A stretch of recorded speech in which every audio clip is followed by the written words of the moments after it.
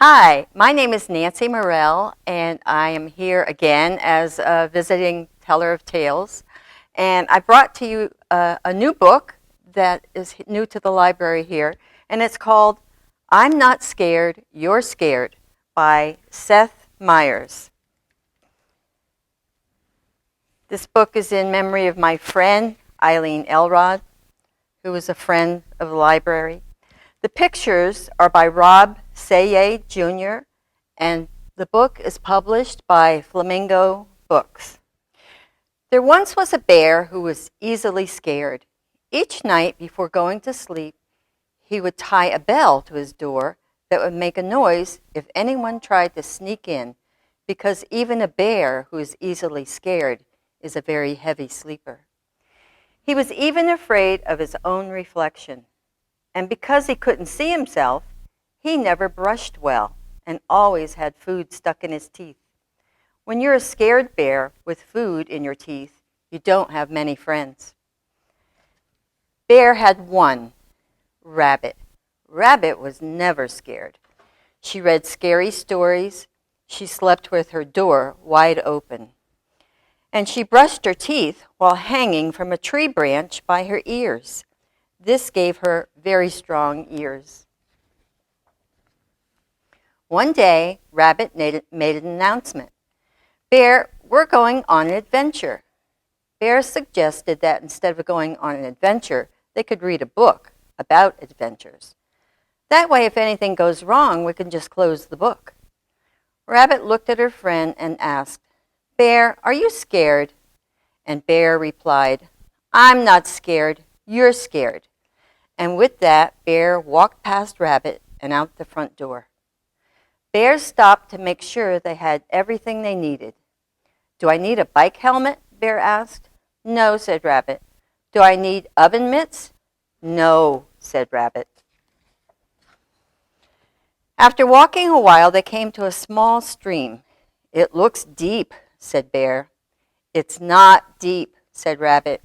It looks cold, said Bear. It's not cold, said Rabbit. It looks like it's filled with fish who have very sharp teeth, the kind of fish who would like nothing more to nibble at the ankles of a delicious bear. Rabbit looked at her friend and asked again, Bear, are you scared? I'm not scared. You're scared.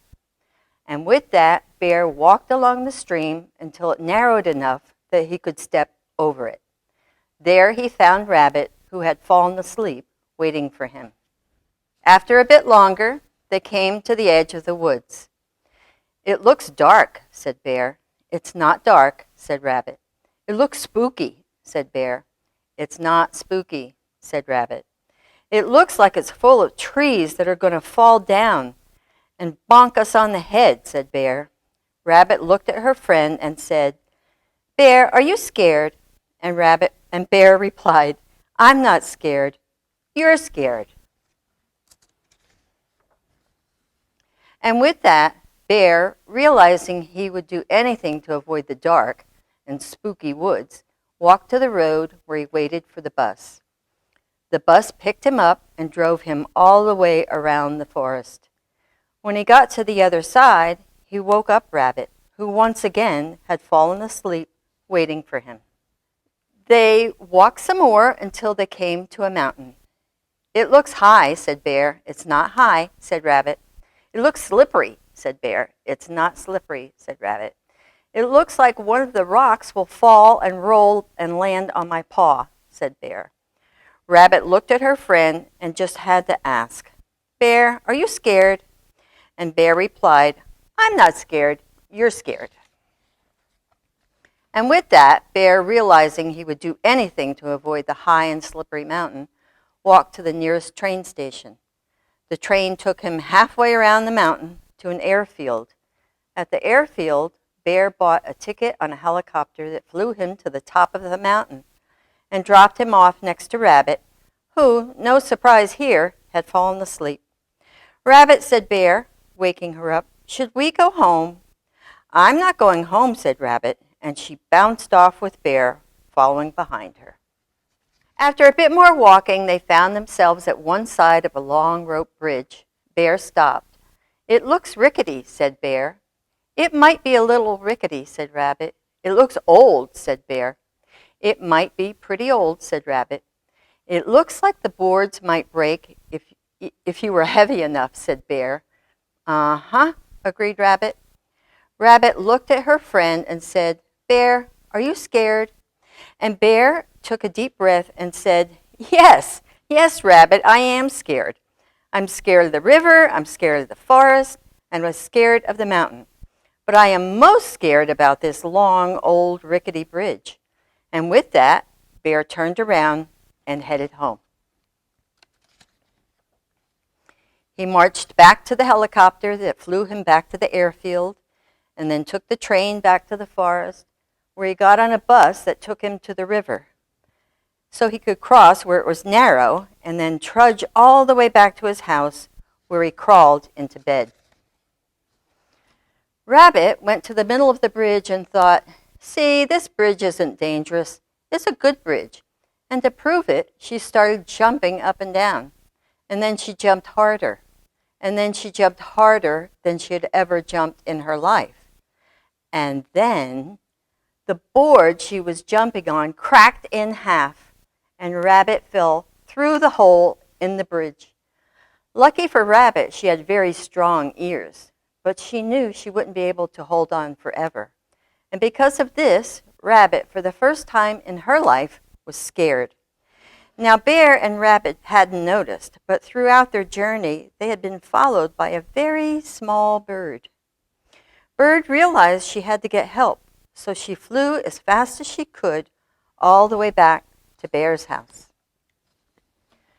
Bird flew in Bear's window and started chirping as loud as she could. But Bear didn't wake up, because even bears who are easily scared are very heavy sleepers.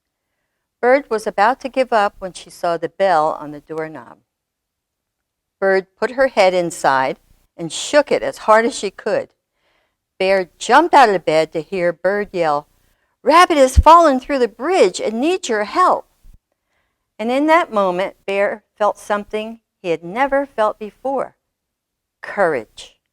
He was so worried about his friend that instead of staying home where it was safe, he ran out the door faster than any bear had ever run before. When Bear reached the stream, he ran right through it. It only came up to his ankles.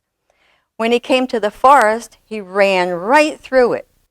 It was only 3 trees. And when he came to the mountain, he didn't even think about taking a train and a helicopter. He just climbed right up it. It wasn't very high.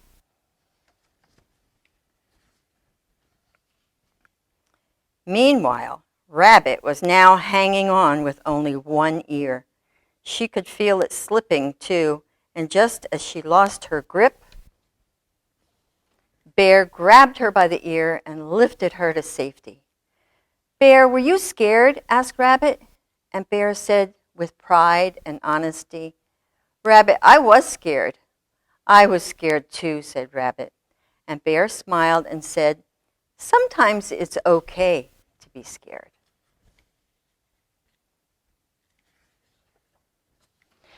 That night, when Bear brushed his teeth, he didn't hide from his reflection. He looked right at it. And do you know what he saw? A very brave bear with no food stuck in his teeth. I hope you enjoyed this story. I'm not scared. You're scared.